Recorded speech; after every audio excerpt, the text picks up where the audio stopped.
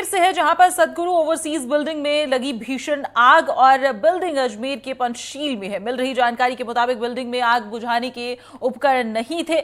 Building के निचले हिस्से में बच्चों का प्लेइंग स्कूल का संचालन होता है। आग लगने की घटना के बाद लोगों को कांच तोड़कर बाहर निकाला गया।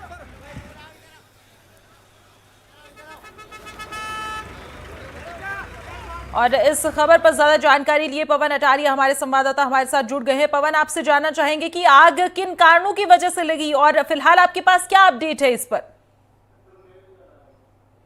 जी बिल्कुल सुनीता, देखिए करीब सवा घंटे पहले की ये घटना है। बताया जा रहा है शॉर्ट सर्किट इस बिल्डिंग में लगा, शॉर्ट सर्किट के कारण आग लगी थी। आग लगने के बाद इस बिल्डिंग में अफरा तफरी मच गई और करीब सैकड़ों जो स्टाफ है वो यहाँ पर काम कर रहा था। बताया जा रहा है कि नीचे प्ले स्कूल भी है।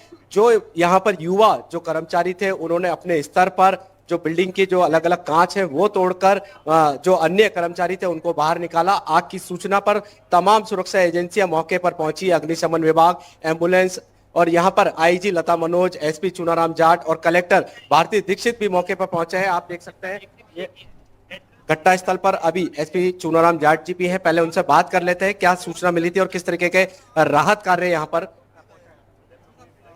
जी, और स्कूल में कितने बच्चे थे पवन? अगर आप जो सदगुरु की जो बिल्डिंग है, जहाँ इनका ऑफिस वगैरह है, वहाँ पे आग की सूचना मिलने के बाद में जो प्रशासनिक टीम है और जो पुलिस की टीमें हैं वो तुरंत मौके पे पहुंची और फायर ब्रिगेड की मदद से आग को बुझा दिया गया। और जो हमारे एसडीआरएफ के जवान हैं, सिविल डिफेंस है और नगर निगम की टीमें हैं वो भी टाइम पे पहुंच गई और हमने पूरे बिल्डिंग को सर्च कर लिया है। आग बुझा दी गई है और कोई भी हताहत नहीं हुआ है। तो यहाँ पर एसपी चुनाराम जाट जी ने बताया है कि जो जी जी बिल्कुल यहाँ पर जो घटना स्थल है उसका भी मैं आपको एक बार दृश्य दिखा देता हूँ।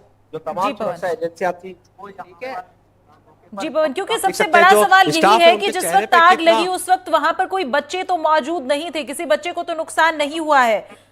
यही सबसे बड़ा सवाल है पवन कि बच्चों को नुकसान ना हुआ हो। कितने बच्चे उस समय मौजूद थे और इसके बाद क्या किसी और चीज का नुकसान तो नहीं हुआ है? जी नहीं, देखिए ये आप देख सकते हैं best place for kids to grow नाम से एक प्ले स्कूल है। यहाँ पर जब आग लगी थी किसी प्रकार के कोई, जैसे ही आग ऊपर वाले माले पे लगी तो धीरे धीरे करके स्टाफ ने जो है सभी को इस बिल्डिंग से खाली करा लिया था। यहाँ पर एसडीआरएफ की टीम है, एडीआरएफ की टीम है और तमाम जो सुरक्षा एजेंसी है वो यहाँ पर मौजूद है और सभी को सुरक्षित निकाल लिया गया है। और हालांकि बताया जा रहा है कि जो अंदर बिल्डिंग का स्ट्रक्चर है वो काफी जला है। कुछ और लोग स्टाफ और जो यहाँ पर जो काम कर रहे थे उनसे कोशिश करते हैं बात कराने की, किस तरीके की आग लगी, क्या हुआ सर? यहाँ फर्स्ट में क्या ग्राउंड फ्लोर में आग लगी शॉर्ट सर्किट से, तो हमने सेकंड फ्लोर से निकाले, थर्ड फ्लोर से बंदे निकाल लिए। दमकल की गाड़ी भी आ गई थी 15-20 मिनट में। जब तक हमने फर्स्ट एड दी, पौड़ी लगाई, शीशे फुड़वाए और कुछ बंदे ऊपर चढ़ा दिए और कुछ बंदे सीटी के रास्ते शीशे तोड़ के और हमने निकाल लिए और फिर बंदे कोई जानी नुकसान नहीं हुआ। और एसपी डीएसपी साहब और कलेक्टर साहब सब आगे। नहीं, मैं फौज से रिटायर्ड सुविधा कैलाश चंद है मेरा नाम। मैं फौज से पंजाब रेजिमेंट से रिटायर्ड हुआ हूँ। यहाँ पर देखिए जो मौजूद स्टाफ था उनसे बात करते हैं। एकदम मुझे हुआ क्या सर? भैया यहाँ पर देखिए अभी जो स्टाफ है वो काफी डरा हुआ है और कुछ कहने के अभी कहने की स्थिति में नहीं है। और हालांकि सुरक्षा एजेंसियों ने अभी जो पूरी बिल्डिंग है वो यहाँ पर खाली करा ली है और बताया जा रहा है किसी प्रकार की कोई जनहानि यहाँ पर नहीं हुई। हालांकि एक जो क्योंकि पवन मेरा सवाल आपसे एक बार फिर यही है जी पवन, मेरा सवाल आपसे एक बार फिर यही है कि जब आग लगी उस समय क्या बच्चे वहां पर मौजूद थे? कोई बच्चा हताहत तो नहीं है, किसी को कोई नुकसान तो नहीं हुआ है? यही सबसे बड़ा सवाल है। और दूसरा ये क्योंकि बिल्डिंग के निचले हिस्से में आग लगी है और बिल्डिंग जो है वो किस स्थिति में है, क्योंकि आसपास भी और चीजें हैं वहां पर, तो क्या कोई नुकसानदायक चीज तो नहीं है ऐसा कि बिल्डिंग में आग लगी हो और उसकी वजह से किसी को कोई नुकसान हो? एक बज के 10-15 मिनट में अपडेट ये आया है कि जो सुबह 12:30 बजे थी, जब उस वक्त तो जो प्ले के बच्चे थे उनको तो वो तो उनकी छुट्टी हो गई थी। अब मैं आपको बता देता हूं जो मौके पर जो दीपक गोस्वामी है उन्होंने अपने स्तर पर और अपने साथियों के स्तर पर किस तरीके से रेस्क्यू किया था, क्योंकि उस वक्त कोई कर्मचारी या कोई अग्निशमन विभाग या सिविल डिफेंस कोई नहीं पहुंचे थे। जी, क्योंकि प्ले स्कूल बताया जा रहा है, प्ले स्कूल में हुआ कुछ नहीं था भैया, 12:30 बजे की बात है। हम लोग ऊपर काम कर रहे थे, हमारे रेगुलर जैसे करते हैं वैसे के वैसे, और जब धुआं उठ रहा था बहुत देर से, तो जब वो सफोकेशन टाइप बनने लगा तब जाके मैं उठ के चेक करा। मैं सेकंड फ्लोर पे था, जब जाके मैंने चेक किया कि धुआं क्यों उठ रहा है।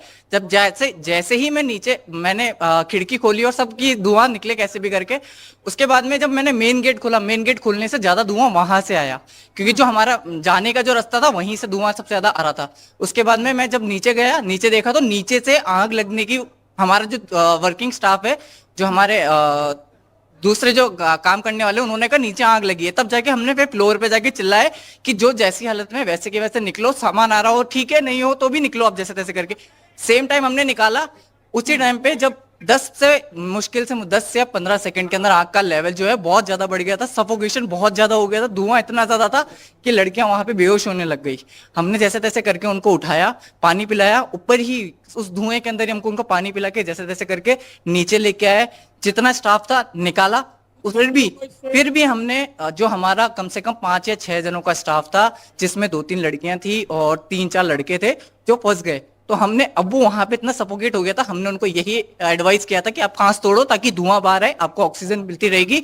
अगर हम वो कांच नहीं तोड़वाते ऑन द सेम टाइम, हमें नहीं पता वो क्या उनके साथ क्या होता। ठीक है, जब वहां से उनका कांच तोड़वाया, वो इतने वहां पे डर गए थे कि वो वहां से कूदने की कोशिश कर रहे थे सेकंड फ्लोर से। हमने उनको जैसे तैसे करके रोका कि आप मत करो।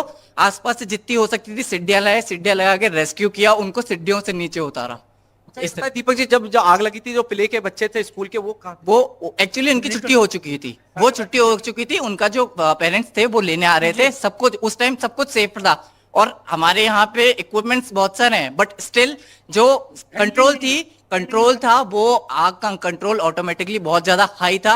वो विद इन 5 से 10 सेकंड के अंदर वो आग जो है वो बढ़ गई। जब हमें पता चला सेम टाइम पे 5 से 10 सेकंड के अंदर वो आग जो है वो बढ़ गई, और हम उस निकलने में हमारे को इतना टाइम लगे कि हम उस चीज को कंट्रोल नहीं कर पाए। ऑन द सेम टाइम हमारे जो काम करने वाले लोग हैं, उन्होंने सेम टाइम जब हमारे को निकाल रहे थे, उन्होंने पानी डाल के उस आग को बुझाने की कोशिश भी करी। बट आप अगर जब चला क्या क्या है अंदर जला कुछ नहीं है। अंदर जो हमारे इन्वर्टर है उसके अंदर स्पार्किंग हुई थी, और उससे वो आग लगी। और वो जो बैटरीज है, उस बैटरीज की आग थी इतनी बड़ी। अभी मैं अंदर जाके देख के आया हूँ, वहां पे जो आग है वो सारी उसी जगह की, और वो वहीं तक सीमित रह गई है। बट जो धुआं था उससे सफोकेशन हुआ था, और कुछ भी नहीं था इसमें। धन्यवाद। जी सुनीता बताएं। जी पवन, जी तो हम देख पा रहे हैं तस्वीरें भी। आग तो भयंकर नजर आ रही है पवन, और मालिकाना हक कौन रखता है बिल्डिंग का और कितना नुकसान हुआ है ये भी जानना महत्वपूर्ण है। लेकिन जिस तरह से आप बातचीत कर रहे थे और हमें पता चला कि इन्वर्टर में स्पार्किंग की वजह से ये आग लगी है, तो अब क्या कुछ आगे मामले में सामने आता है ये जानना महत्वपूर्ण रहेगा। आपका बहुत शुक्रिया हमारे साथ जुड़ने के लिए और तमाम जानकारियों के लिए।